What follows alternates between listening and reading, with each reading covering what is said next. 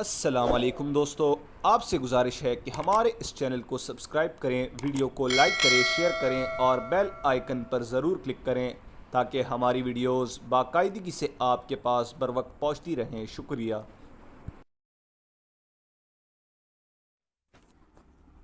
میں ایک بات کہوں گا ابن داؤد، حبیب نے کہا، اگر تم ایک یہودی کا احسان نہ لیتے تو اچھا تھا۔ کوئی بھی یہودی بہت اچھا آدمی ہو سکتا ہے لیکن وہ مسلمان کے لیے اچھا دوست نہیں ہو سکتا۔ یہودی مسلمان کا دوست ہو ہی نہیں سکتا۔ ایسی بات نہ کہو ابن کعب، ابن داؤد نے کہا، جس نے اسلام کی خاطر اپنا قبیلہ، اپنا گھر، اپنی بیوی اور اپنے 4 بیٹے قربان کر دیے ہیں، وہ ایک یہودی کی دوستی تو آسانی سے قربان کر سکتا ہے۔ کیا تم یہ سمجھتے ہو کہ میں یہودیوں کی ذہنیت سے واقف نہیں؟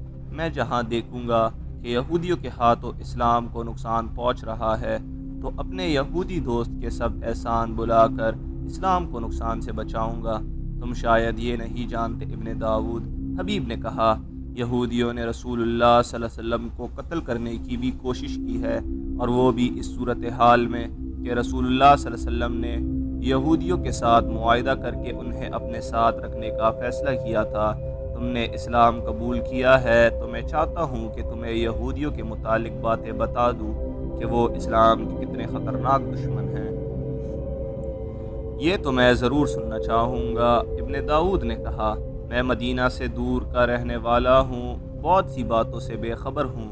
مدینہ میں یہودیوں کے کچھ قبیلے آباد تھے، حبیب ابن کعب نے کہا۔ رسول اللہ صلی اللہ علیہ وسلم نے یہ جانتے ہوئے کہ یہودی فتنہ بردار قوم ہے اور یہ قوم مسلمانوں کی بدترین دشمن ہے، یہودیوں کے ساتھ صلح کا معاہدہ کیا اور انہیں دوستوں کی طرح اپنے ساتھ رکھا، لیکن انہوں نے غزوہ بدر کے بعد معاہدے کی خلاف ورزی کی۔ اس وقت مدینہ کے اندر اور خصوصاً مضافات میں یہودیوں کی اجاراداری تھی اور ان کی آبادی بھی زیادہ تھی۔ رسول اللہ صلی اللہ علیہ وسلم نے ان کے ساتھ یہ معاہدہ کیا کہ مدینہ پر کوئی دشمن حملہ کرے گا تو یہودی مسلمانوں کی مدد کریں گے اور دشمن کی مدد نہیں کریں گے۔ اس کے عوض مسلمان یہودیوں کا ہر طرح کا خیال رکھیں گے اور ان کے ساتھ تعاون کریں گے۔ پھر جانتے ہو کیا ہوا ابن داؤد؟ یہودیوں نے درپردہ قریش مکہ سے رابطہ قائم کر لیا۔ یہودیوں کے الفاظ رسول اللہ صلی اللہ علیہ وسلم کے کانوں میں پڑے، قبیلہ لڑنا جانتا ہی نہیں، مسلمان ہم سے لڑتے تو ہم انہیں دکھا دیتے کہ لڑائی کس طرح لڑی جاتی ہے۔ اس کے ساتھ ہی یہودیوں نے اسلام کے خلاف محاذ بنا لیا۔ ماہ شوال 2 ہجری میں رسول اللہ صلی اللہ علیہ وسلم نے دیکھا کہ یہودیوں نے صلح کا معاہدہ توڑ ڈالا ہے، تو آپ صلی اللہ علیہ وسلم نے یہودیوں کے خلاف جنگی کارروائی کر کے انہیں مدینہ سے نکال دیا۔ یہودیوں کا یہ قبیلہ بنو قینقاع تھا۔ یہودیوں کا دوسرا قبیلہ بنو نذیر تھا۔ چونکہ اس قبیلے نے معاہدے کا کچھ پاس کیا تھا، اس لیے اسے مدینہ ہی میں رہنے دیا گیا۔ 2 سال بعد 4 ہجری میں اس قبیلے کی ذہنیت بھی بے نقاب ہو گئی۔ کوئی ایسا معاملہ یا مسئلہ سامنے آ گیا جس کے متعلق گفت و شنید کی ضرورت پیش آئی۔ رسول اللہ صلی اللہ علیہ وسلم حضرت ابو بکر اور حضرت عمر رضی اللہ تعالیٰ عنہ کو ساتھ لے کر یہودیوں کے سربراہ کے ہاں گئے۔ آپ صلی اللہ علیہ وسلم اس سربراہ کے ٹھکانے کے قریب پہنچے ہی تھے کہ کسی نے آپ صلی اللہ علیہ وسلم کو روک لیا اور ایک مکان کی چھت کی طرف اشارہ کیا۔ وہ ایک یہودی کا مکان تھا۔ اس کی چھت پر ایک یہودی جس کا نام عمرو بن حجاج تھا چھپا ہوا تھا۔ اس کے پاس ایک وزنی سل پڑی ہوئی تھی۔ اسے یہودیوں نے یہ کام سونپا تھا کہ جب محمد صلی اللہ علیہ وسلم اس مکان کے قریب سے گزریں تو آپ صلی اللہ علیہ وسلم کے سر پر سل گرا دیں۔ رسول اللہ صلی اللہ علیہ وسلم کو اس سازش کی اطلاع ملی تو آپ صلی اللہ علیہ وسلم وہیں سے واپس آ گئے اور یہودیوں کو پیغام بھیجا کہ وہ مدینہ سے نکل جائیں۔ بنو نذیر نے نکلنے کی بجائے لڑنے کی تیاریاں شروع کر دی۔ حضور صلی اللہ علیہ وسلم کے حکم سے بنو نذیر کو تیاریوں کی حالت میں پکڑا گیا اور یہودی مدینہ سے نکالے گئے۔ ان میں کچھ تو شام چلے گئے اور زیادہ تر خیبر میں جا آباد ہوئے۔ تم نے شاید ان سرداروں کے نام سنے ہوں گے: سلام بن ابی الحقیق، کنانہ بن الربیع اور ہوئی بن اخطب مشہور یہودی سربراہ تھے۔ یہ خیبر میں آباد ہوئے اور رسول اللہ صلی اللہ علیہ وسلم سے انتقام لینے کی تیاریوں میں مصروف ہو گئے۔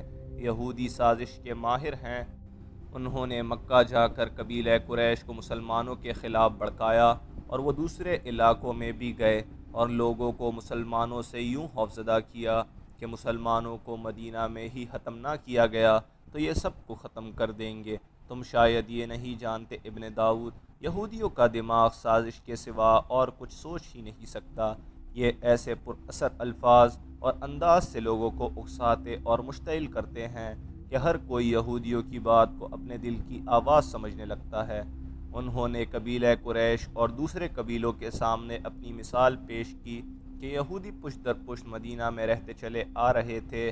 تم دیکھ رہے ہو کہ انہوں نے یہودیوں کو گھر سے بے گھر اور وطن سے جلا وطن کر دیا ہے، اور مدینہ میں وہی چند ایک یہودی رہ گئے ہیں جنہوں نے مسلمانوں کی غلامی قبول کر لی ہے۔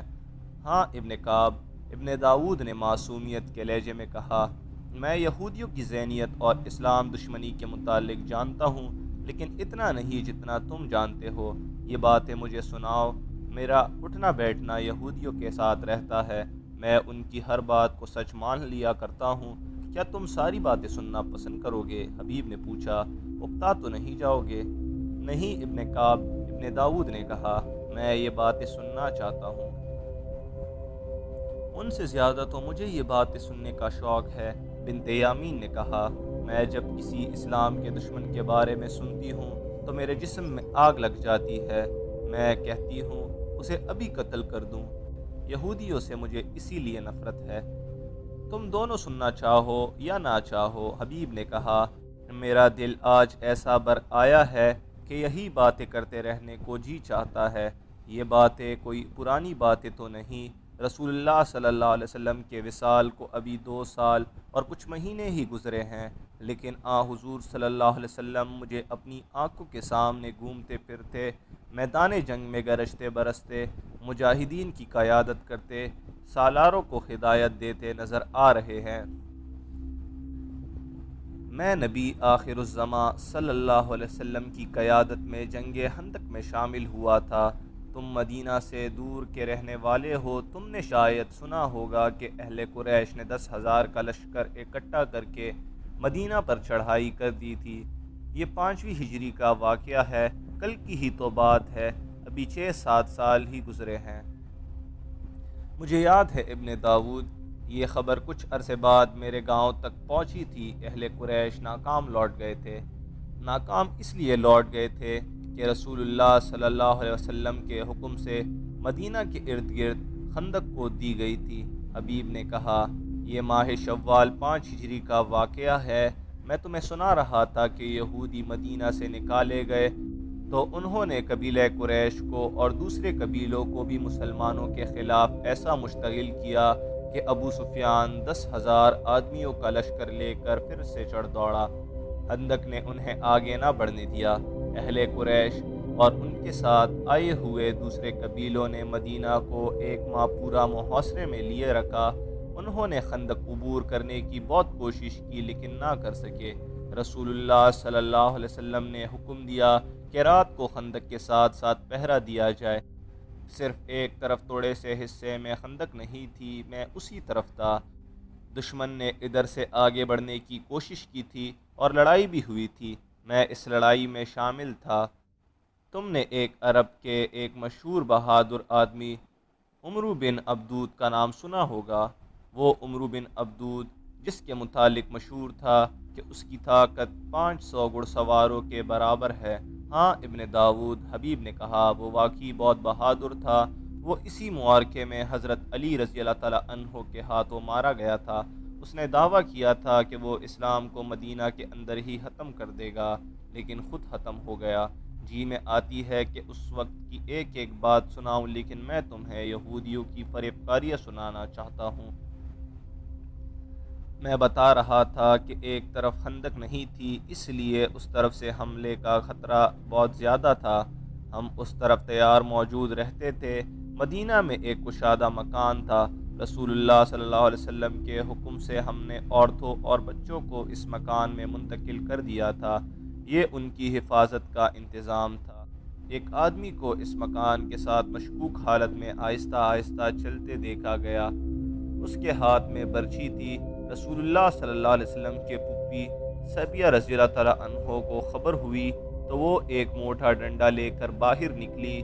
اس آدمی پر انہوں نے عقب سے حملہ کیا اور سر پر ڈنڈے مار مار کر اسے ختم کر دیا۔